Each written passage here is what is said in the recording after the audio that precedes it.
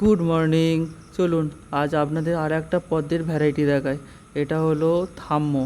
এই পদ্মের ভ্যারাইটিটার নাম দেখেছেন কত বড় বড় শুধু পাতা, এই ফুলটাও অনেকটাই বড় হয়। আর এটাও 100 টাকার একটা গামলাতেই বসানো আছে।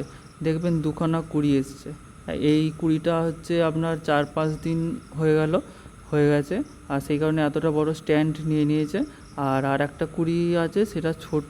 চলুন সেই ছোটোটাকে দেখাই। এই যে এটা হলো সেই ছোটো কুড়ি, এটা সবেমাত্র 1.5 দিন হচ্ছে।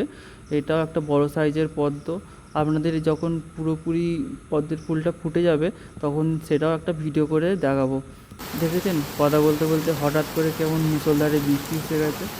হঠাৎ করে মানে ভিডিও করতে করতে বৃষ্টি চলে এলো। চলুন একটু ঘরে বসে বৃষ্টির মজা নিই।